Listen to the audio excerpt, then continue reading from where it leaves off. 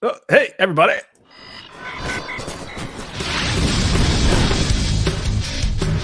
Welcome to the Bleeding Burgundy podcast, a Washington football podcast by fans for fans. With your hosts, Jesse Martin. You want to play what? Okay. Say hello to my little friend. John Taylor. Quiet, numbskulls, I'm broadcasting. And Keith Gray. The King, your Majesty.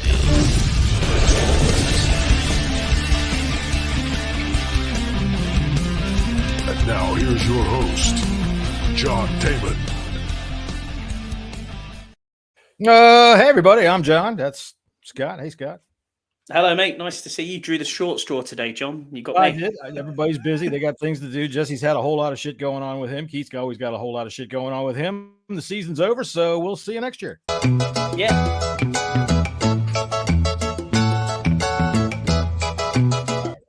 All right. I've had enough of that.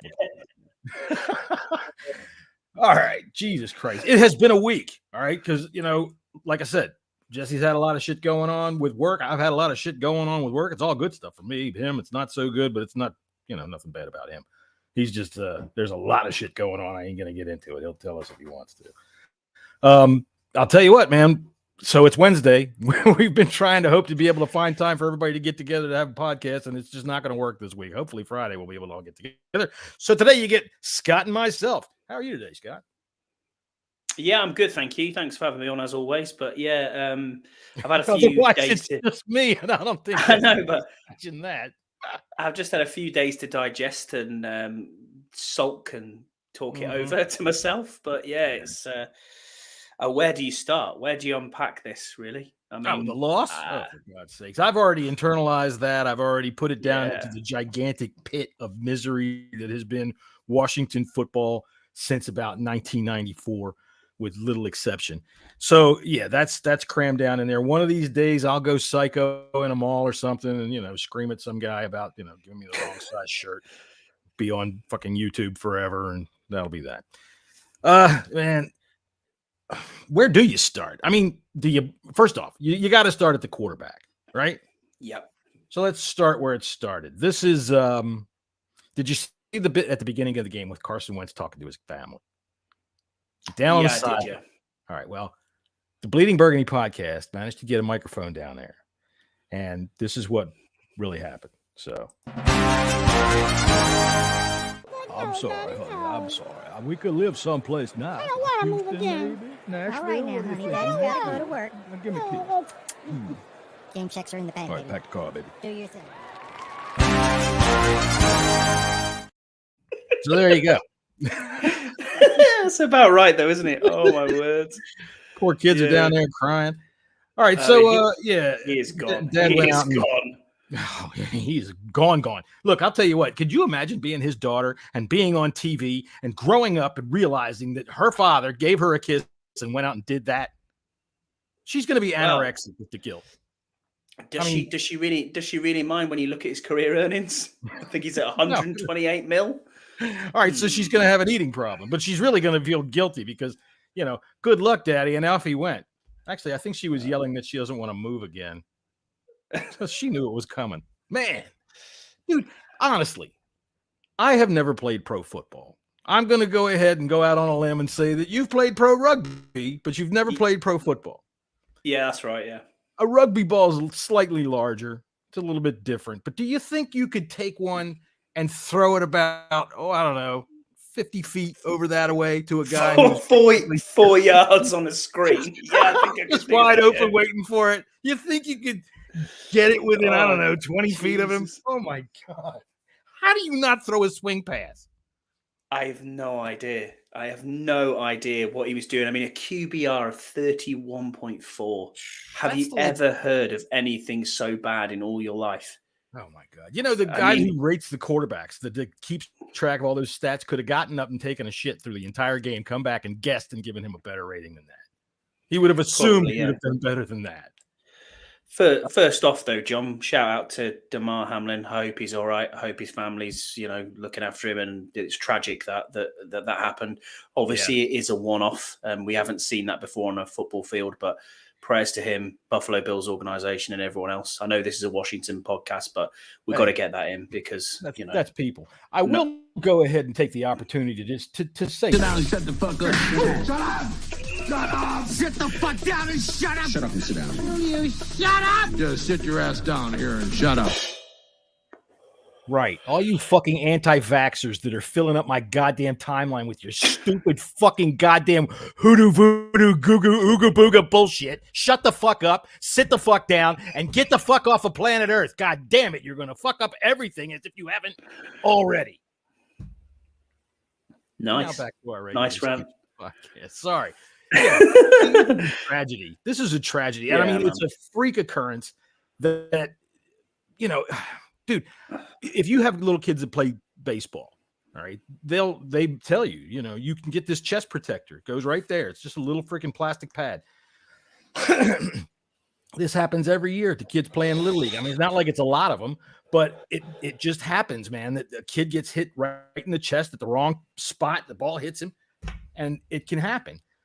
This looks like just one of those things. Yeah. So, you people with your conspiracies, we've seen it with football, as in soccer over here. We've seen quite a few of the tragedies that have been like that. Christian Eriksen, springs to mind straight away recently as the most one international. Fabrice Muamba was another one from quite a while ago.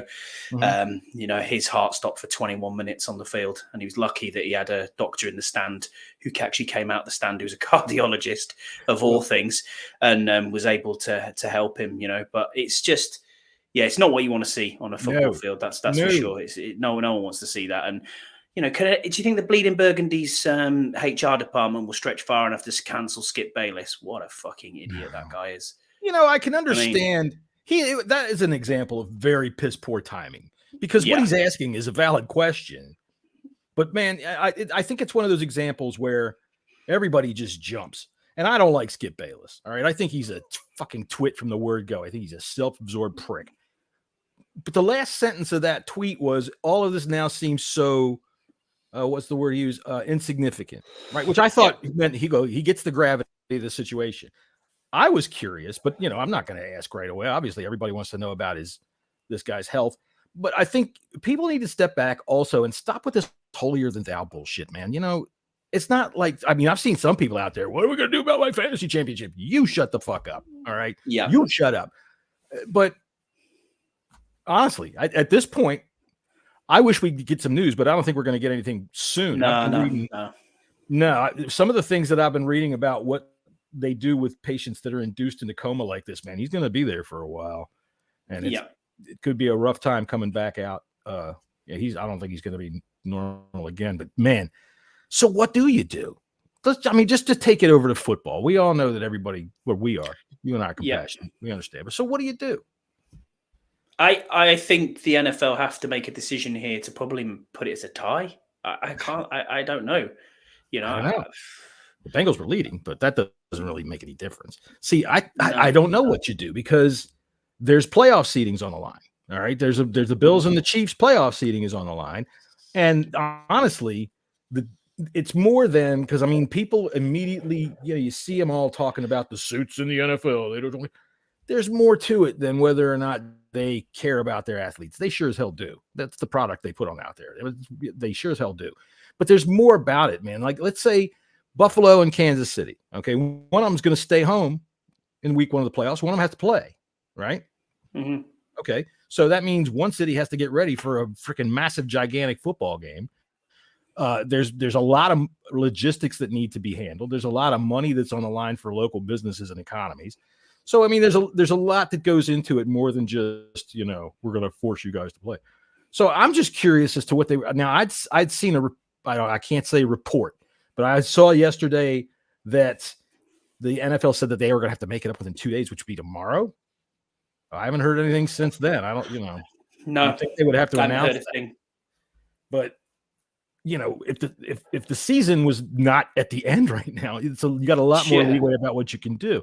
The only thing I can think of is that you, I don't know, you have them play after you finish it up the week after. You just push everything a week, and then you just close that 2-week gap in the Super Bowl. And honestly, then you're talking about lawsuits from hotels, from lost revenues, from people that are going to be there for a week, not now. All kinds of entertainment industry and service industry is going to take a beating. So yeah, man. So everybody that's just so about singular focus, the NFL isn't just heartless. There's a lot that has to there's a lot of thought that has to be taken care of for this. So I'm just there, isn't it? Really, in that respect, yeah. I mean, we all like the entertainment that the league gives us, but we don't really necessarily understand the logistic machine behind it all. So those things. That was good. That took our mind off what we were actually here to talk about, which was good for 5 minutes. Way to go, Matt. You brought it back. So, okay, let me go ahead and. I'm sorry, honey. I'm sorry. We could live someplace nice. I don't want to move again. Nashville, All right now, honey. Daddy's got to go to work. Give me a kiss. Game checks are in the bank. All right, pack the car, baby. Do your thing. So I think he said Houston. It's the pack the car bit that gets me going. He said Nashville, Houston, Nashville. Yeah. Honestly, Well, he is definitely 100% gone. And to be honest with you, I think the news that's come out this week where they're saying that Taylor Heineke said start Howell. I think that's maybe Taylor saying I don't want to be here either. Well, I don't think Taylor does want to be here, but I don't think it's anything about him saying, I don't want to be here. Dude has an opportunity here of a lifetime. He's not under contract. He'll be a free agent. He's a quarterback that has shown that he can pile up wins in the league. He can run streaks out. When did we win? 5 in a row with him last year or something like that? Yep. Okay. So that's worth a lot of money, man. And I have seen lesser quarterbacks do more with a smaller sample size than that. And if he would be stupid to not test the water, as stupid as we would be to give him $30 million a year for the next 5 years. That would be dumb. I think I saw on Sport Rack they were saying his market value is about 19.5 million. Well, there's no way we're paying him that. Well, no, and honestly, it's a quarterback starved league. If his agent's good, he can parlay that in, probably a little bit more. So he'd be foolish. And I honestly, I don't wish that any ill will. He shouldn't wish the team any ill will. They gave him the freaking chance of a lifetime, and he took advantage of it. So yeah, he did. If honestly, if our quarterback room next year was him and Howell to start, I wouldn't feel terrible. I would not like it terribly, but I would not feel awful because I think Ron is a lame duck. I don't think he's going to be lasting after. I think 23 is one of those limbo years, especially. I mean, honestly, what I want to see is fucking Dan Snyder sell this team and hand over the keys at the Super Bowl. Here, boom, I'm out. So then the guy can turn right around and say, you're fired, you're fired, you're fired. And get started proper. That's the thing that we've got to think about. It's all good going on Twitter, and I was one of them as well. Fire everyone, fire, burn the place down. That was my feelings at the end of the Browns game. Nothing's changed in 3 years, in my opinion. We haven't. I mean, I wanted to. Yeah, Chris, well done, man. Chris, I wanted to give Ron the opportunity to be the GM. We talked about it on the last show that we said, look, we've got to give him probably one more year because of the sale. And we're going to have to look at maybe pushing him upstairs somewhere. But I'm now rethinking that as well. I'm sitting here thinking, if we get new ownership, in, they're going to want their own guys. They're going to want their own personnel guys. They're going to want their own GM. They're going to want their own front office people. I think the only person who's currently in the organization that will probably be able to stay in some capacity might be Jason Wright. That's it. I think Jason was the commissioner's choice. Yeah, I agree with you. Yeah, I wouldn't. What's up, Andy? How you doing? And this is my friend Chris, man. Chris is a comedian. He does some podcasts down in, I believe are you still down in Texas, man? I hope if he's still here. But dude, this guy's funnier than shit. He is funnier than shit. Take a listen to him. Anytime you see Chris Hopkins, look him up on YouTube. You'll get a kick. So, and there's of course our friend Andy. Hello, Andy. All just being Scotty and I because everybody else is busy tonight. All right, Andy, we're just talking about, shit. If you want, I'll send you a link. Hang on a second. You can come on in and talk with me. Why not? The more the merrier. Andy, you want in? But Andy had quite a lot of expletives and his put on his podcast, and he did not hold back, which was kind of how I felt. But obviously, we're on Wednesday now, and I've kind of slept since then, and I've let it process. But yeah, it's all now about moving forward with this organization. It is Dallas week. It's very damp squib of a Dallas week. It's clear that Ron, from his press conference today, has said that he's going to play fringe players. He's going to play people who need the opportunity. So I want to see players that are going to be in next season, like the Chris Pauls of the world. I want to see what he's got. I want to see what Howell's got. This is the opportunity to see these players and say, are they what we thought they're going to be? De'Ami Brown. Let's play De'Ami Brown. Let's play Cam Sims. But I'll tell you what, Cam Sims had a nice catch the other day. If we're going to find positives from this game, all right, checking your Twitter account there, Andy. Hang on a second. Go ahead and speak for a second because I'm going to hack my lungs out. It's all right. But yeah, it's interesting. I think all of this, I think this whole coaching staff are lame ducks. I think if anything, before Dan Snyder goes and Ron and probably Jack Del Rio, try and get as a quarterback. Now, I mean, I know Jesse's quite hard on Derek Carr. I've looked into it a bit more. He's the fastest quarterback to get to 45,000 yards in history. He's going to throw in excess of 50,000 yards. And when you look at that in terms of who's quarterbacks that are not in the Hall of Fame, I think there's only 2. So are we getting a franchise guy if we could get in the Derek Carr sweepstakes? I certainly think so. Is he going to be the $40 million that he's currently being owed from the Raiders? I don't think I think they'll cut him. And I think he could backload that contract. I think you could probably talk him down some. I also think he's going to get a lot of suitors.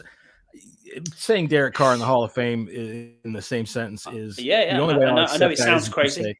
Yeah, I was standing in line to get into the Hall of Fame, and I looked behind me, and there was Derek Carr. That's the only way that I'm going to hear those two things. I know it sounds crazy, but look at his touchdowns to interception ratio. And the other thing you've got to remember is he's had 3 head coaches and 6 offensive coordinators. Hall of Fame quarterbacks need the ring. Yeah, they do. You have to have a spectacularly amazing Dan Marino, Dan Fouts, Jim Kelly career if you ain't going to walk away with a ring. Has he been in that situation, though, where he's had the opportunity to have a ring? No, I don't think he has. If you're talking a Hall of Fame quarterback, he raises things to the point where he's being able to do it. Now, I'm not putting down Derek Carr, but I'm not going to hear him in that. Another weird little stat I found was his offensive line has been 32nd out of 32 teams the last 3 years. Sure, anytime you're watching, the dude knows how to get it done. So, and all the quarterbacks that are going to shake out this year, I don't think there's anyone else. I don't think there's anyone who's a sure fit immediately in the draft. You're not in the CJ Stroud sweepstakes. You're nowhere near that. No, and I don't want to be. See, here's where I am with quarterback. Okay, I don't want Ron picking one. I think that we are in a fucked up spot because the sale most likely will not be finalized until March because that just seems to be when the league year starts at that point, which is right when free agency starts. All right, so you can't fire Ron at that point. You can't fire Ron because you can't. They've got to have free agency starts right then. The draft comes up pretty quick. There's a lot of evaluation going on. Shit, right now they're really watching film. They've been doing it all year. If you fire them all now, they're way behind the 8 ball. In March, they're way behind the 8 ball. You're supposed to be having freaking mini camps in a month or in a month and a half. So I think 2023 is kind of a limbo year. We're kind of stuck. And I don't want Ron drafting a quarterback. No, sir. Okay. Because one of the things that I think is as bad as the coaching carousel, which is, fire a coach every 2 or 3 years, keep snagging them up every other year, is this carousel of like what we have when Ron or another coach comes in and takes over. And the first question that they're asked is, can you develop this quarterback we freaking spent the farm on last year? Right. And he's going to do 2 things. He's either going to get up and say, nope, I can't, or he's going to say he can. So I'm going to give you 3 things. And he actually can. Or the third thing is I can, and he lies and he can't. So I don't want to saddle the next coach with a quarterback he might not be. That's an integral part of the puzzle, which is the quarterback coach combination. You get that right, you can go. So yeah, I don't want any carryover. If our quarterback room next year is Sam Howell and Jake Fromm and some other stopgap Baker Mayfield, okay, whatever. Yeah. All right. We got primary guys under contract. Terry ain't going anywhere. Right. Allen ain't going anywhere. We can work on some other contracts this year. Keep some of these key guys in house. I think and we have to just reload the offensive line. That is my draft dream is offensive line, left tackle. By the way, that Penn State left tackle that you like is staying in school. Oh, is he staying in school? He's Damn. staying in Okay. school. Damn. I was hoping he would come out. But... Well, you got to read Adam Bannig. I know I don't know if he's listening or seeing us or what, but Adam Bannig, you can follow him over there on Twitter. And every day, man, he's sending me his articles that he writes for Rigorag, I think it is. I don't know, he writes for one of them. I always click on read him because he's been going through offensive linemen the last few about a week or so, and good stuff to read. Good lunchtime crap. Yeah, that's definitely worth reading. I mean, as we said last time, this offensive line is horrible. So I'm going to try and email Burrows now while we talk. But I think that he's. Okay. We're going to do this right here. All right, live, ladies and gentlemen. All right, so here, Scott, you see that? Yeah. All right, that's the one. Okay, I've got that. Cool. Okay. All right, so hopefully these guys will figure out emails quick enough. We'll be able to actually discuss this. All right, so going back to the game itself, it was fucking god awful. All right, I honestly thought that his hand was still hurt because the first pass that he threw that was anywhere near one of his receivers was the one to Thomas, the crossing pattern to Thomas. Other than that, I mean, dude, when he's throwing balls into the dirt like that on a swing pass, I honestly thought, I tweeted between you and Jesse, I wrote, it looks like his hand is still stiff. Like he can't grip the ball. Some of these other floaters in the flat that he threw that went way over the guy's head, one of them I think got tipped, but even still, where the fuck is he throwing the ball? How can you be that inaccurate? That's my question. So the other thing about that is how can you be that inaccurate in a game and Ron doesn't see that in practice? Don't you practice this shit? Don't you throw a swing pass in practice just to see if he can do it? The whole decision from the outset just seems, well, in hindsight, 2020, it seems flawed. But at the time, I guess, if you buy into all of the definitions of why they told us that he was going to be something, it seemed logical. You just didn't factor in that the motherfucker can't throw a swing pass. It's mad, isn't it? I mean, he said he wanted a spark. Yeah. I want a spark. And after two passes, or was it the second drive? Yeah. The stadium was going crazy, shouting for Heineke. I think they were ready to do that anyway. Yeah, but the fact of the matter is that what Ron does is he doesn't realize that, okay, you want a spark? Don't do it right above this big pile of fucking oily rags because you just lit the house on fire, you dumbass. And that's what he did. He sparked up a fire that has consumed the whole stadium and killed the season. And the fact that after the goddamn game, he didn't even know that he could be eliminated. Oh my God. Yeah. That's a fireable offense. If we had, I mean, as much as I hate to say it, if Dan was hanging around one more year, he could fire him, but we're in limbo. I think the problem you have here is he traded for Wentz a third, a conditional second, and paid $28 million of this man's contract. Then he's deciding today again, which again baffles my head. Oh, I'm going to start Taylor Heineke over Howell. Yeah, and then suddenly I've had a change of heart, and I'm now going to Heineke, and I think it's quite evident that you look at the what's going on in the press conferences and stuff. I'm listening to Ron and thinking, you just don't have any idea what's actually going on at the moment. And it was clear the locker room didn't want to see Wentz. So you're trying to get this spark, but you're happy to hook Heineke after what was actually not a bad performance in the first half against 49ers. No, and then after a shit interception and a fumble that really wasn't his fault, all right, you're hooked. We'll get Wentz back in. And it's just like, okay, I am perplexed by some of the decision making from Ron Rivera at times. It doesn't look like he cares.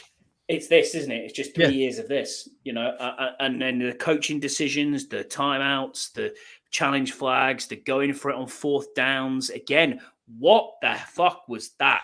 Going for a fourth down and swinging it, putting a swing pass out to Williams when Brian Robinson's halfway running on the field and gets called back. Yeah. What are you doing? I don't know. I'll tell you what, before you go any further, my man Andy Burrows has been sitting here. Welcome to Andy Burrows from the Command Bunker podcast. How you doing there, buddy? I'm good, mate. How are you guys? You good? Yeah, we're good. Well, yeah. We're gonna talk about this game that happened last weekend. We've finally gotten over all of our miseries. Jesse and Keith got shit that they've got to do, so we're gonna sit here and talk about it. I don't know if you saw this or not, but we did get a microphone down on the sidelines when Wentz was talking to his family. And listen to this. This is a bit of a head turner. I'm sorry, honey. I'm sorry. We could live someplace nice. I don't want to move again. Nashville. All right now, honey. Daddy's got to go to work. Now give me a kiss. Game checks are in the bank. All right, pack the car, baby. Do your thing. Now, what do you make of that? Oh my God, John. Oh my God. So, I think his heart wasn't in it. His heart wasn't in it. His arm wasn't in it. His legs weren't in it. I mean, geez, weren't we on like the 1 yard line and we tried to run him into the end zone? It looked like me when I come out. It looked like me when I come out the pub for about 6 hours. I didn't know what was going on. It was just like, that was horrible. Well, I mean, can we make a drive that doesn't take 3 days and 75 plays? Yeah, didn't we break the record for the most plays in one drive or something? I think it equaled it with the Steelers, mate. Equaled, I think 21 play drive, wasn't it? Honestly, it was the whole third quarter, or was it the second quarter? It was second quarter because it's halftime, wasn't it? We pretty much the whole second quarter, pretty much. Yeah. Wow. It was 11 minutes and 27 seconds, and it was a long drive. I mean, it was 96 yards, but even still, for fuck's sake. Did we break the record for number of plays inside the 5? I mean, how many plays inside the 1 do we need before Wentz just holds us? This is why I wonder. It's 4th and 1, right? You brought that play up. Oh, I was so pissed off. I was so fucking pissed off.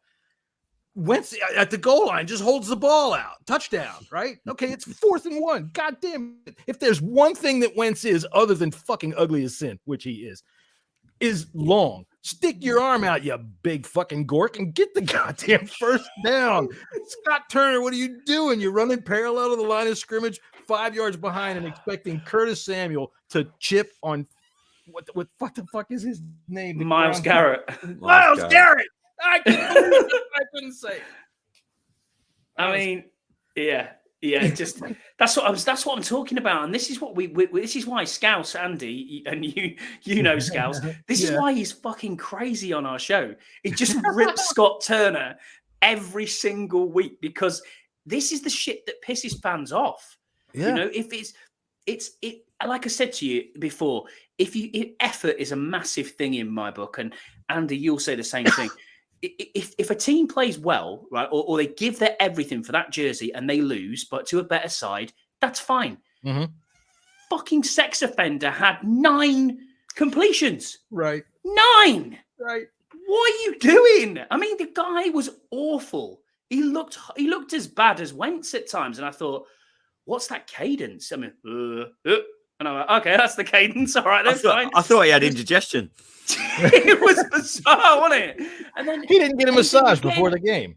He get absolutely carved up. I mean, Amari Cooper didn't look like he wanted to be there, and he just he kept trying to run out of the stadium. He kept trying to go through the end zone. I'll just score then if you're going to let me. Yeah. Fucking Kendall Fuller. I've seen David Mayo move faster.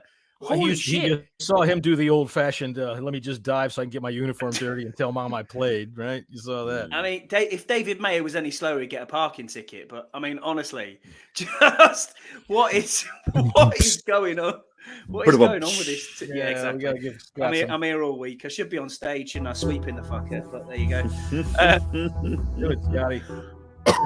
That's the wrong music. God damn it. I can't do this stuff right. I don't know. I don't know where we move forward. It's the perennial sausage machine of. We never move forward. That's our problem. We never move forward. It's perennial darkness of 7 wins. What we'll do, we'll roll Howell out this weekend. He'll look okay. He'll look okay in parts, and he'll look bad in parts because we're playing a good team. And it depends. All these people are saying, "Well, we don't know who the Cowboys are going to be playing on the start." Their starters will play. They've got something to play for. They've got something to play for. So he's either going to look okay in bits, and then he's going to look not so good because let's be honest, he's getting protected by one of the worst O-lines in football. True. Yeah. So he's going to net across the front of him, and that's going to be. He's got fucking Leno clause trying to, but he's sticking the Christmas presents against all these fucking good because he can't protect for shit. Right. I like the dude, and everyone on social media loves him. But I'm not a fan because I can go and hand out Christmas presents. You can put a big fluffy white beard on me, stick me around my local, where I live, and I'll hand out loads of Christmas presents. Great, fantastic. That side of it is superb. I don't fucking care about that. It's great you can do that. I want you to protect my quarterback and stop him getting killed, and we don't. And that's not just him; that's the whole O line. They're terrible. So it's gonna be a lot of dink and dunk to start. I can see Scott Turner's mind working already. That would be the first few plays. Yeah, the first 7-8 plays I'll drive. Yeah, it's going to be dink, dunk, dink, dunk, dink, dunk. Let's ease him into the game. Let's not get him killed. And then we'll try and go to Terry. And we might see some of the things that we saw preseason when he escaped outside the pocket and he threw it downfield. But this is Scott Turner. Knowing that dumbass, God knows what he's going to do with him. We're going to throw it downfield. We're going to drop him back 7 steps and throw it downfield from the get-go. 40 times. Right. Yeah, he's going to start on the 30-yard line, drop back to the 10-yard line and try and throw the ball. Right. And he's going to draw a big mark on the middle of the field on the playbook and said, "Here be monsters. We do not go here. Everything to the edges." Yeah. Look, it's where we are though as an organization. It's where we are. We're here every season. And I mean, I said, like Scott, like I heard when I was spinning wheels. We never learn anything. And I like they say, Scott, I went off on our podcast this week, and the feedback from it is like, Andy, you spoke for all of us. Right. Every single fan out there is saying what you were what you said. We're all sick of it. 20 plus 30 years of this shit, and every end like this season, John. You know this. You've been doing this long enough. Mm-hmm. This time every year in January, we sit here and go. Washington fans start looking at the draft. But the season isn't even finished yet, and we're thinking, right, who are we drafting this year? What quarterback are we going after? What linebacker? Every single season, without fail, since I've been a fan, this has happened. What is different now?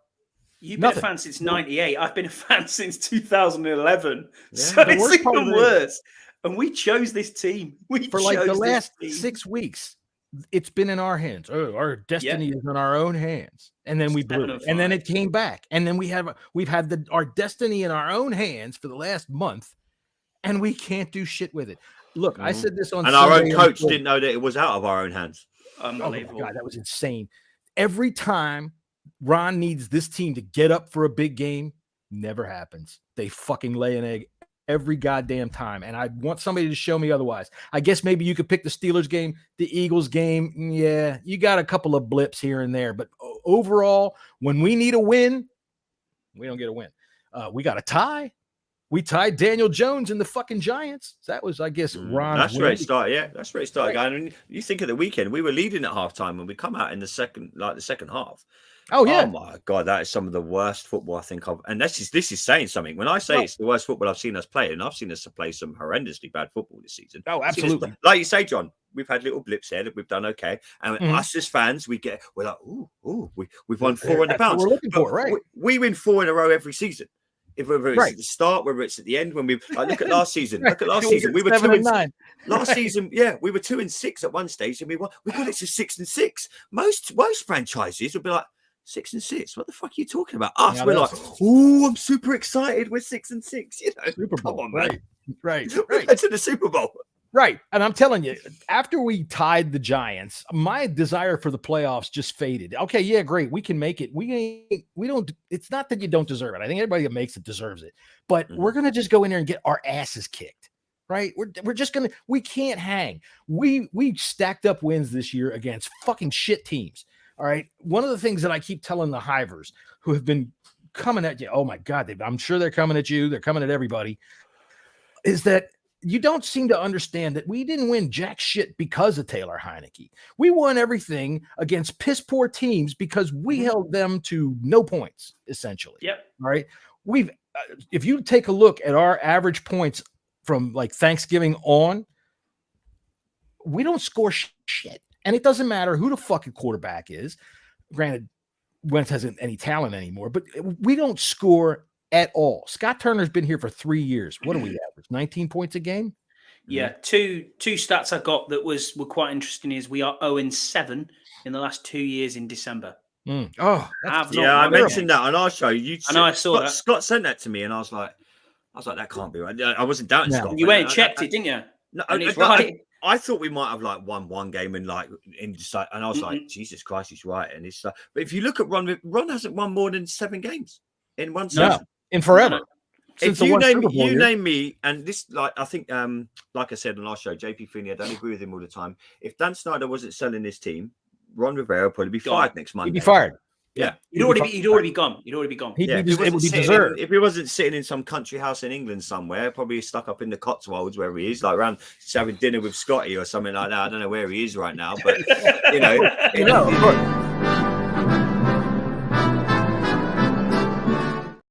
Welcome, Daniel.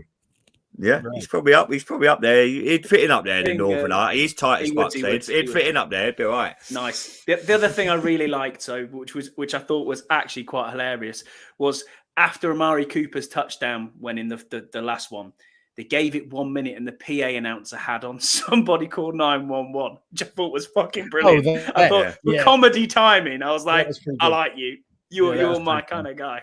That was pretty cool. The thing is, though, I saw a lot of people after the game saying that the defense let us down. The defense let us down. No, look, the defense was missing Benjamin St. Juste, who, even though there's been word and talk that St. Juste might be a little bit on the pansy side. Cam Curl, and at the second half, you're missing Jonathan Allen. All right, so but at the same time, 24 points is only an insurmountable freaking peak to goddamn Scott Turner. 24 points? Are you kidding me? Oh my God. We can't do that in 3 games. 24 points. You should be able to win a game if you've got a competent offense and you hold to 24 points. I mean, it's not optimal, but I did a thing. I looked the other day at the average points scored by teams in the top 15 of the NFL. The average score is like 25 points per game. From there on down, which is about where we're sitting, 19 points per game. So you look at it's obvious and it's easy to equate.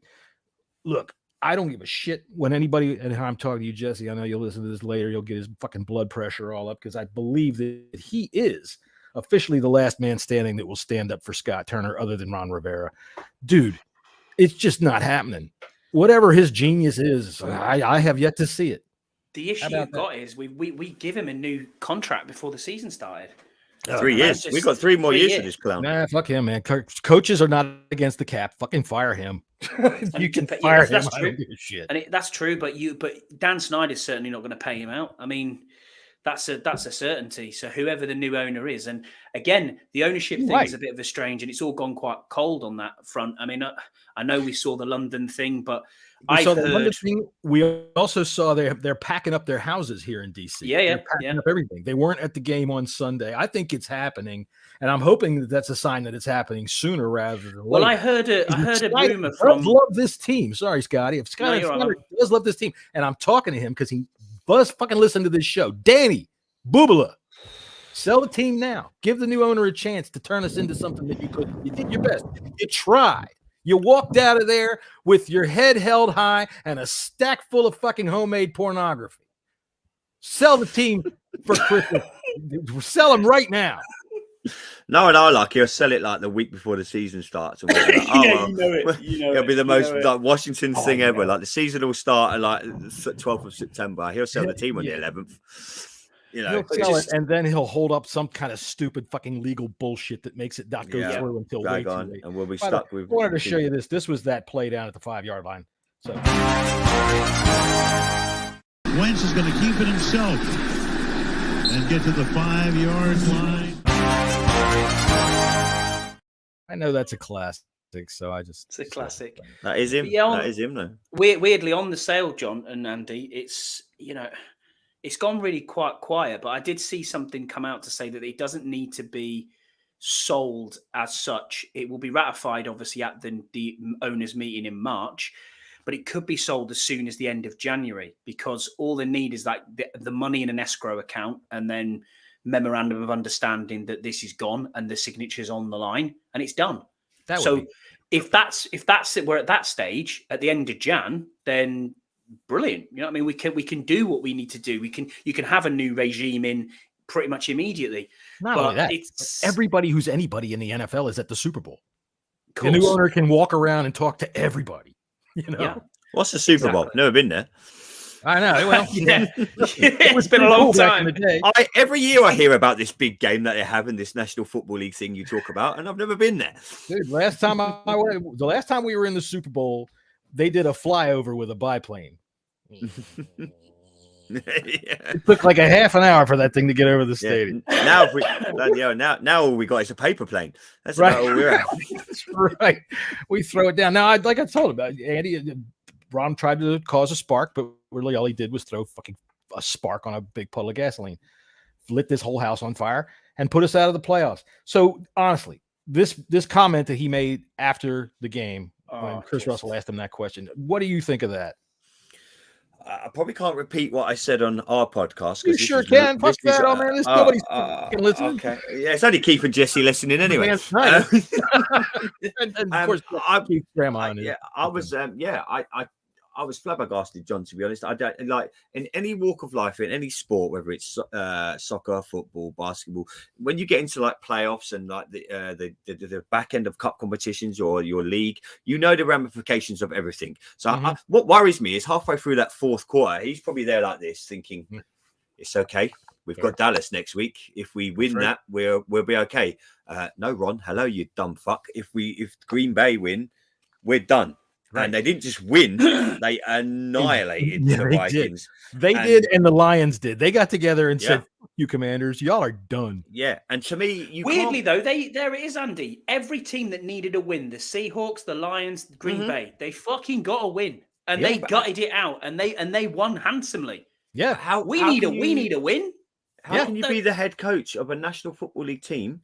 And even if it's just one of your staff members mention it to you in the week during practice, Ron, just to let you know, if the Packers do this, if it's surely to me, that's just general chat. You know all the ramifications. So in your list of preparation, when I was only a local soccer coach, my preparation, I knew at the end of the season, I knew what every other team had to do. I knew we need to score this amount of goals because it's going to come down to goal difference, everything, and that's just basic local soccer around here where I live.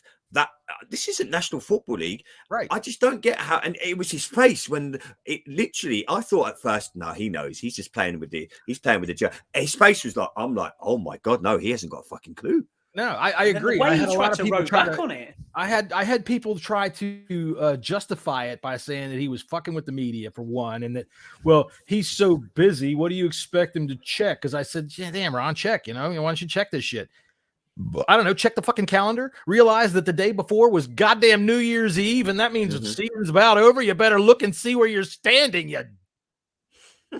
That I won't say on this show because I do know Ron Rivera watches and I do respect the man. So cheers, Birdie. Nice to see you in the chat again, mate.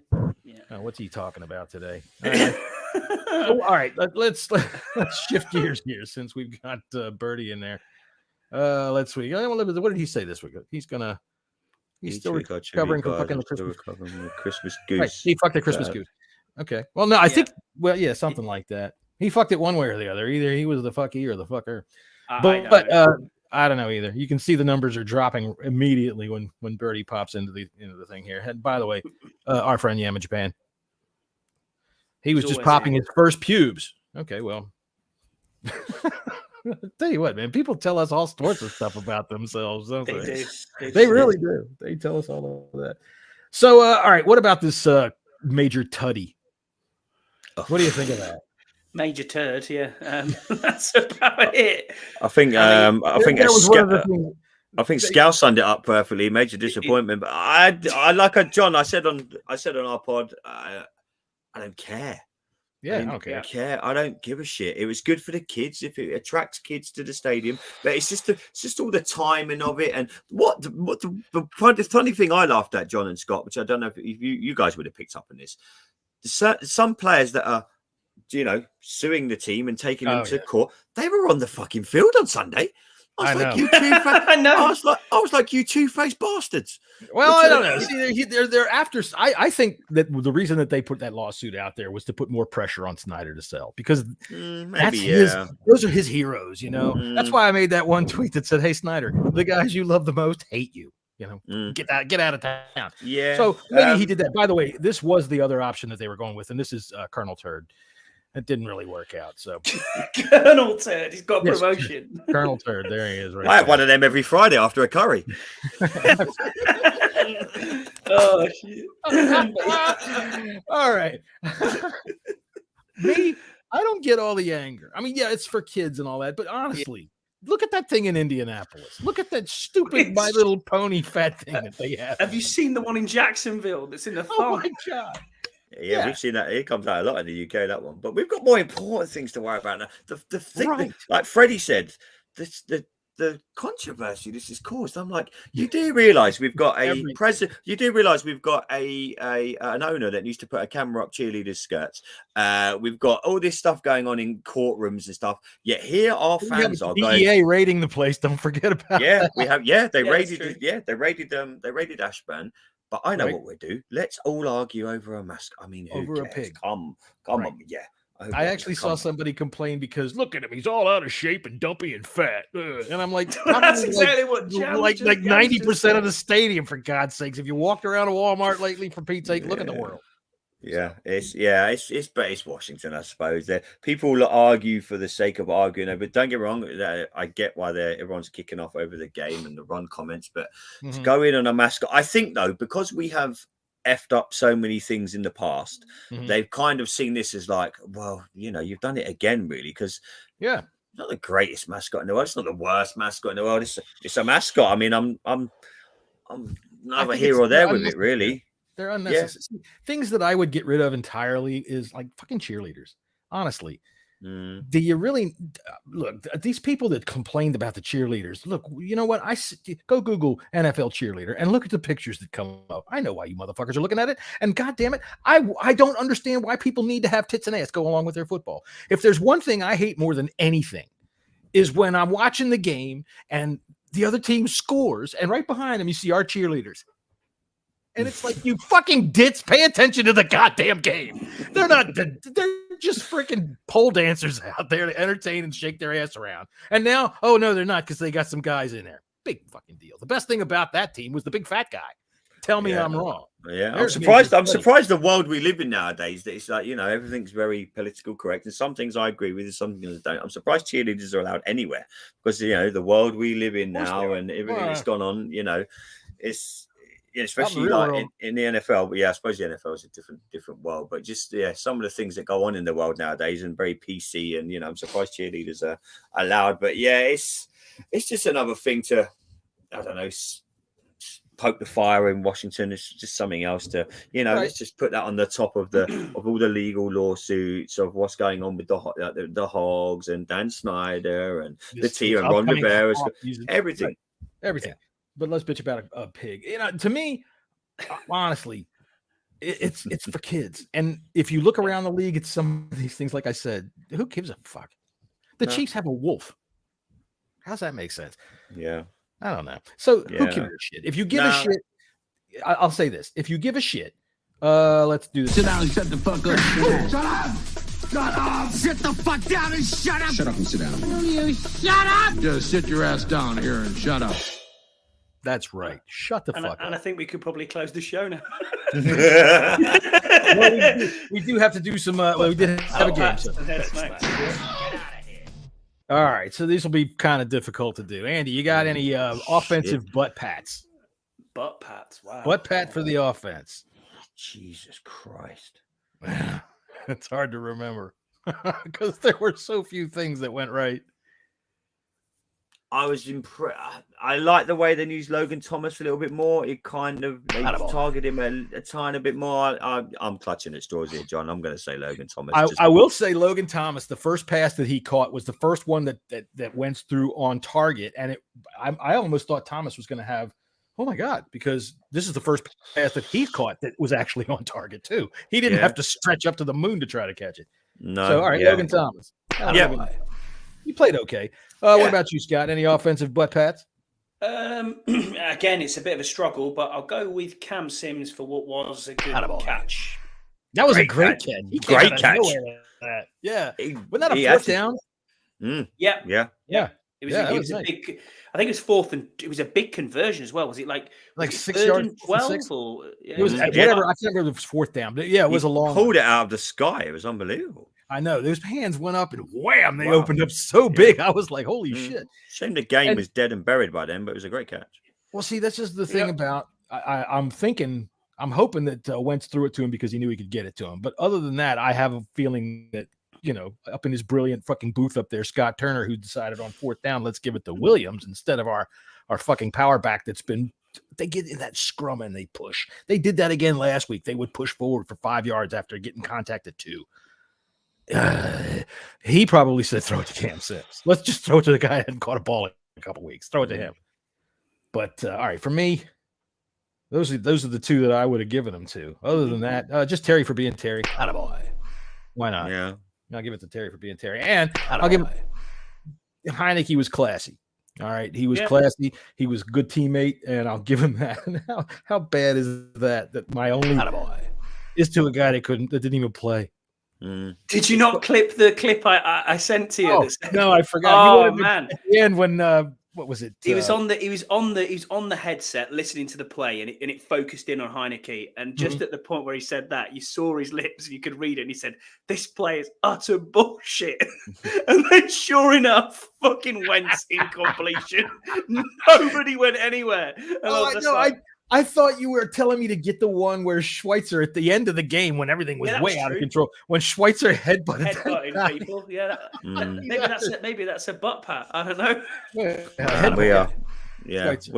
in so many. Can you imagine any other NFL team, right, having Terry McLaurin and not having an offensive coordinator that can scheme things up to get him the ball more? Any NFL. Any team, Curtis Samuel, Dotson. Could you imagine any offensive coordinator in the NFL with these? And I'm using Terry as an example because he is, for me, in the elite. If you went and put him in the Kansas City, Chiefs team, if you went and put him in it, oh my God, he'd 2 or 3 touchdowns a game. He'd be a superstar. He'd be an all-pro candidate. I think twice we used him out of the backfield. I'm thinking, what the fuck is this donut doing on the sidelines, Turner? He made a really nice run on that end around. He made. He set those blocks up really well and followed him. I mean, and when he made the cut off of that one, he gained an extra 5 yards off of that and got that first down. That was nice. Yeah, I like seeing that. Only Washington could think, I know what we'll do. Scott's there. Hang on, Ron. Use Terry out of the backfield. You can see Ron going, hello, what? Terry's? Hello? Ron didn't even do that. Ron just... Is my headphone on? Hello, out the back. What? No, use Terry out of the backfield. You fucking dumb idiot, man. You know what I mean? Come on. Ron's probably listening to some really gentle, fucking mellow jazz. Don't get your blood pressure up. We got one of our podcasts on, isn't he? Yeah, he's just listening to some nice Kenny G. God damn it. While drinking smooth Davis Mills. That's right. Just can't wait to get back to the halftime and get a cup of He looked great at a cigar. He looked good in a smoking jacket. And I just, he should. He should have one hand in the pocket here with his pipe. Perhaps we should throw the red flag. No, I don't think so. Yeah, I'm going to go for it on 4th down again. I know I'm going to fuck it up, but I'm going to go for it anyway. Let's try this. Tell you what, hey, let's run a play parallel to the line and have a wide receiver block an all-pro. All right, that makes a fucking hell of a lot of sense. All right, how about defensively? Any defensive butt pats? Scotty, go ahead. Yeah, I got 2, but the first, I'll not take the obvious one. I thought, although he didn't get the sacks, I still thought F.A. Obada played really well. He did. He played pretty well. He should have got at least 2 sacks. He was hanging on for dear life there, but the first one he kind of let him go. Sex offender stiff arm Chase Young to the ground. That one play that Obada had him, and he ran away from Obada. He stuck his arm out when Young was diving at him and just shoved him into the ground. That's a fucking play. So okay, F.A. Obada. I'll go F.A. Wow. There you go. What about you, Andy? Come on, mate. You know who it is. Who do you think I'm going to choose? Well, that's the obvious one. I mean, I like Montez. I thought he done okay. I thought he was, obviously, Allen and Payne. Yeah, I thought Montez did. He's taken a lot of flack this season, and for me, I thought he was the standout. On what was a very poor game. I thought he was very good in this game, and I thought that he's been very good all year long, man. As a defensive line, as a unit, he might not have like tremendous sack numbers, but they've been very disruptive in just getting in there and fucking things up, which is really that's what you want, and he does a good job of that. So, all right, Montez Sweat. I'm going to go the obvious. I'm going to go with Mr. Duran. I'm going to write my own check pain because, dude, 10.5 sacks. Is that what they said he had from a defensive tackle standpoint? 10.5, is a fucking brute, and I'm telling you what.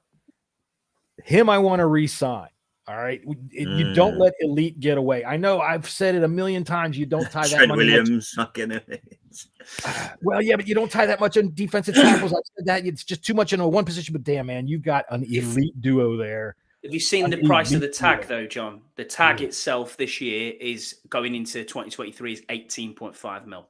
Well, I don't know what the cap's going to go up this year, but it should be pretty good. And I'm always of the thinking that the cap is a malleable number. It's a freaking ghost, and you can do a lot with a stroke of a pen. So, get it done. Figure out the numbers later. All right, that's what I say. Could you imagine if we let another elite player leave this organization? Right. We are. This is why we get so frustrated as fans, though. I know it's hard. Some players might want to go and they're like, "Get me." Out of it. Some aren't coming back. I get that. Yeah, some aren't coming back. But when you've got a chance to keep someone this good, do all you can. I mean, maybe it could be a case of, we're going to get a new coach. It's like, are they going to wait? And we don't know. There's going to be so many ramifications that we don't know what's going to happen. But whoever's here, pay the man.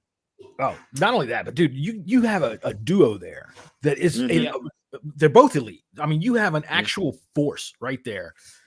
And you just can't break it up. Pay the dude. And if you got to make it up somewhere else, cut David again. down. You imagine putting these in another NFL team. Oh, I know it. Allen, Payne, Terry McLaurin, all these guys. That's why it's so frustrating as a Washington fan, but why we can't get the cold quarterback thing sorted. Because if we did, oh my God! And we had an offensive coordinator that doesn't spend most of the game walking around with his head up his ass. We've got the potential. The thing is here, where I described it to someone the other day, it's like, imagine like when you buy an old beat up rundown house, but you can see the potential in it.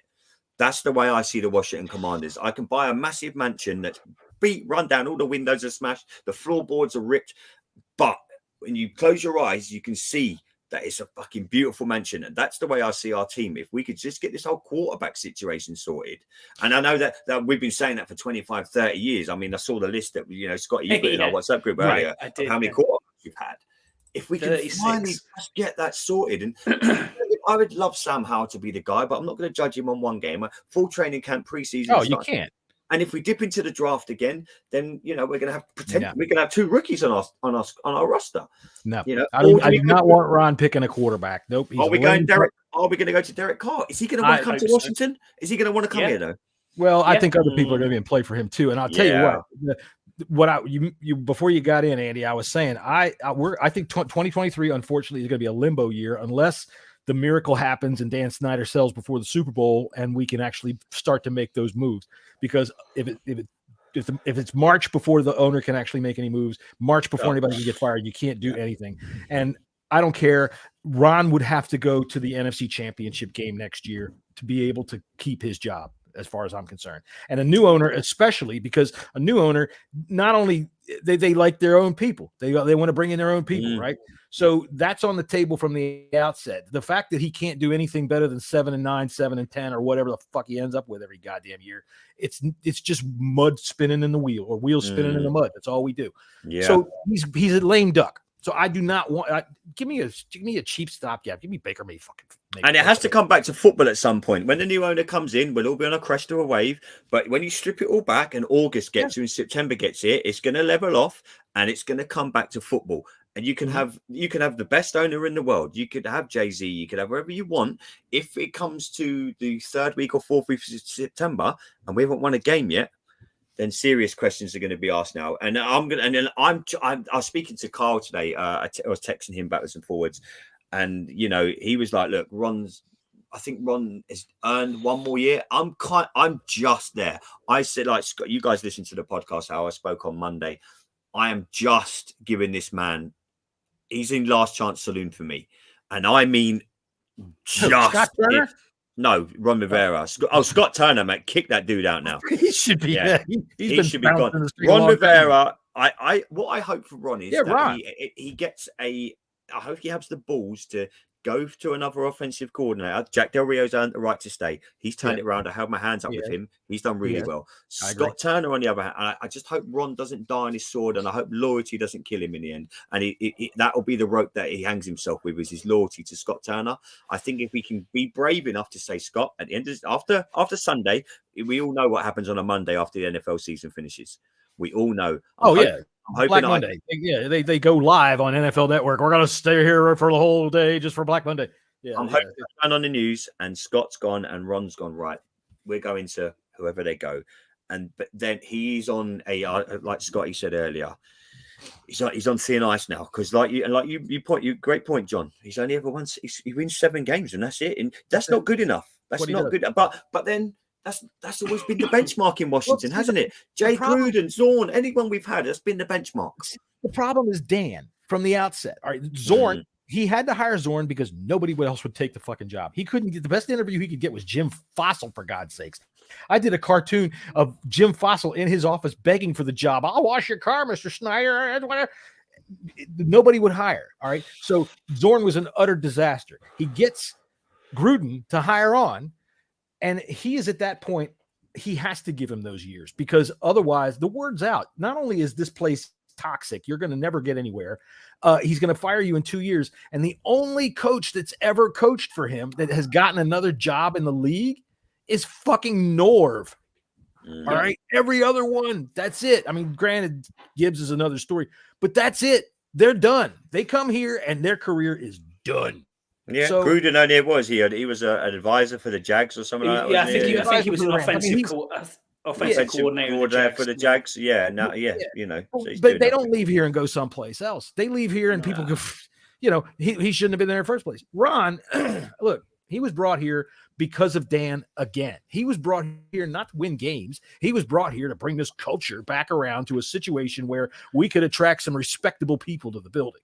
All right. Do you think we'd have a chance to get like a McVay back in the building as a head coach? It's possible. I mean, the Rams owe him a hell of a lot of money, though, don't they? Yeah, I'm just talking. I'm just thinking outside the box. New owner. Connell, somebody like that. I want a young mind, man. I want somebody that looks at offense a different way. And I'll play devil's advocate for Jesse because he's probably pulling his beard out right now because he's listening to the show and he can't fucking do anything about what we're saying about his boy. So, ha. The problem, his offense, people are running open. They're running open. Great. But the problem is he can't adjust it to any of his players. It has to be perfect or it doesn't work. And that's the whole bottom line to me. Show me one adjustment. Don't tell me, he started to run the ball. Yeah, it coincided with when the running back they drafted in the 3rd round got off of fucking IR from being shot. That's when that started. It might take a couple of years. It might take 2 or 3 years possibly. But I think we've got a chance of getting Matt LaFleur again back in the building.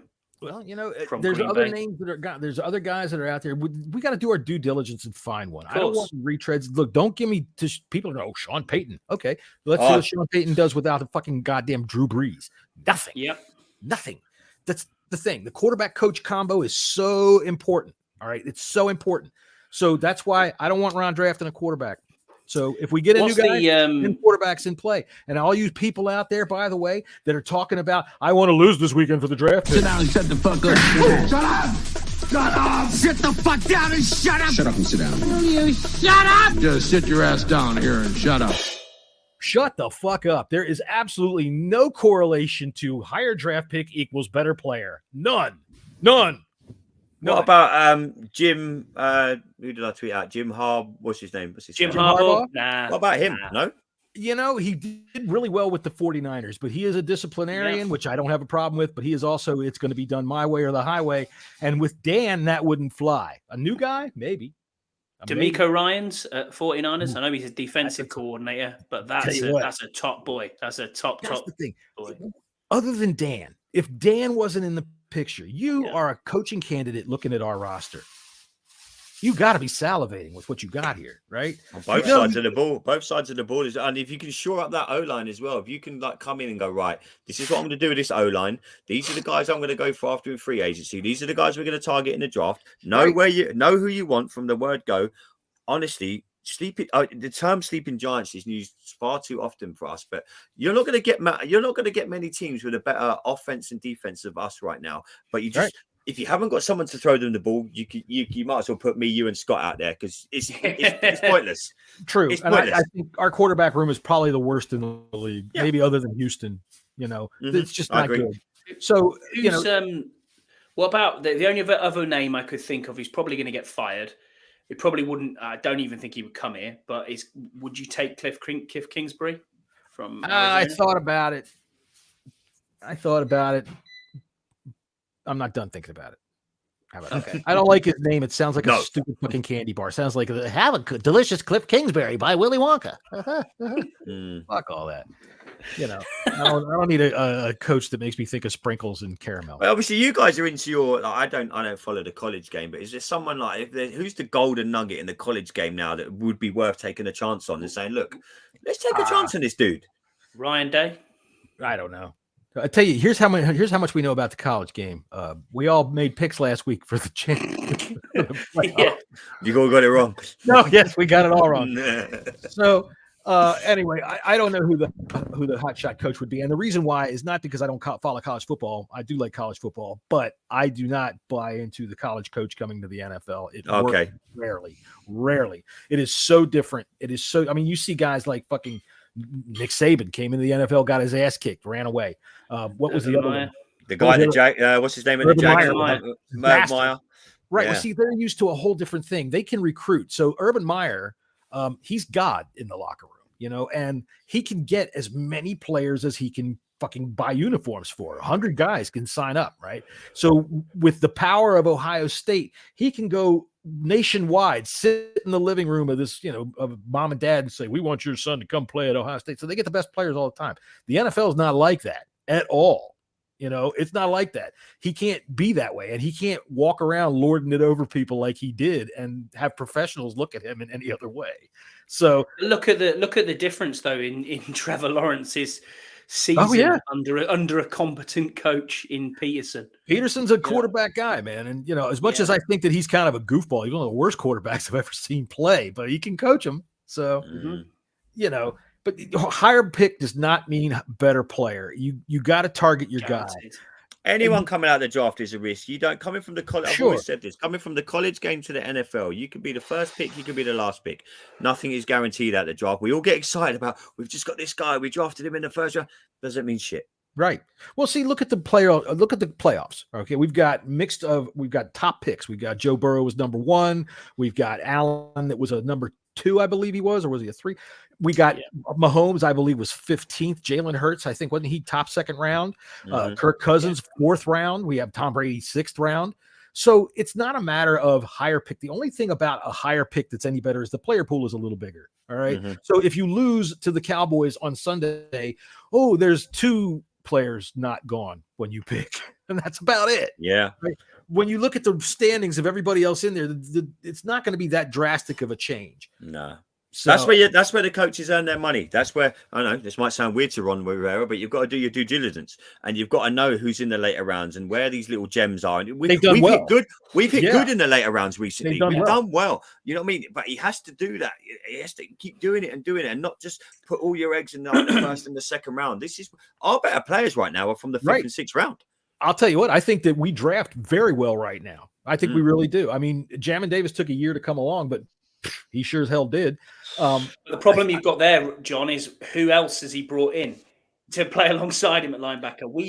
That's the thing. Yeah, it's criminal how they neglected that position. It's just terrible. Yeah. And we knew injuries were going to come, and we called it from week 1. And we're like, we get injuries at linebacker, we're fucking screwed. You know me. Well, have you seen the injury report for this week from last spring? Whenever we didn't do anything about linebacker, God damn it! What are we doing? Yeah. Jamin Davis and David Mayo are both on the injury report this week. Well, and we're still not sure about Cam Curl. No. Now, for me, it's just to watch Sam Howell this weekend, and all you people who wanted to worry about him getting. I have to do this one more time. Sit down and shut the fuck up. Shut up! Shut up! Sit the fuck down and shut up! Shut up and sit down. Will you shut up? Just sit your ass down here and shut up.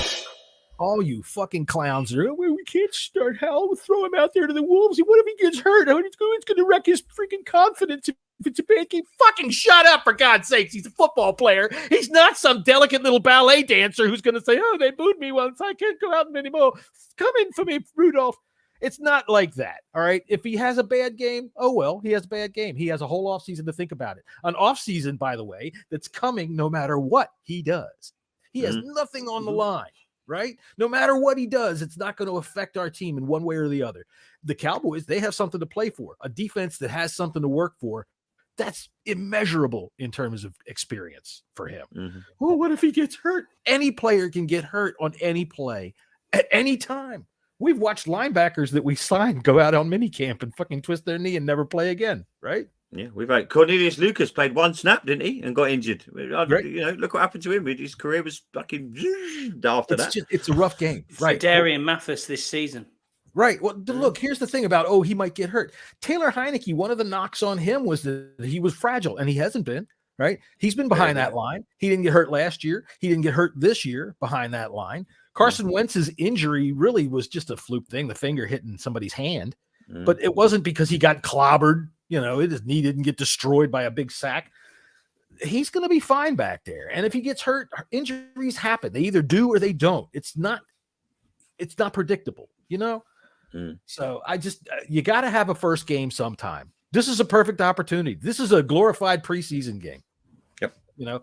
With more on the line for the other team. So he'll actually see some players of NFL caliber playing at their speed. So funny thing is, John, this is the whiteout game, and I think it's going to be a whiteout of Cowboys fans. That's right. Well, it would be that anyway. The whiteout. Honest to God, what are we doing? See, this is the thing. I think some of the things about the front office, they try, but it's a little ham-handed. It's a little. They try to please everyone all of the time, and you can't do that.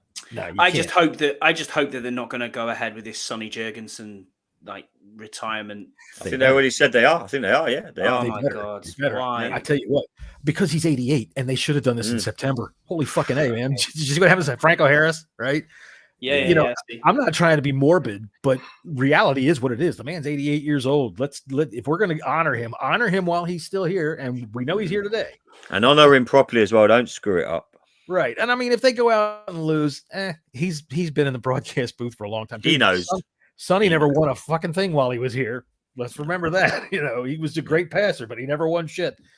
But I don't think that's going to bother him any. I just want him to be able to enjoy the honor of having everybody cheer for him. And I hope that the Cowboys fans would be, gracious enough, because they're going to be out there in force. Yep. All right. You guys got anything left? No, nothing from me. Andy, anything from you? No, I'm good. Just thanks for inviting me on. I was just happily there, sitting in my pajamas, watching you guys talk football. But it's all right. Well, yeah.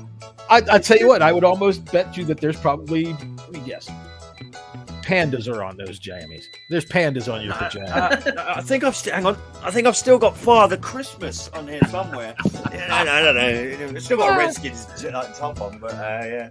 All right. Well, as you said earlier in the show, Andy, we can all go put on a white fluffy beard and go around the corner and be sound. Until next time, we'll see y'all later. That'll be Friday. We're going to come in and talk about this big game coming up with the Cowboys.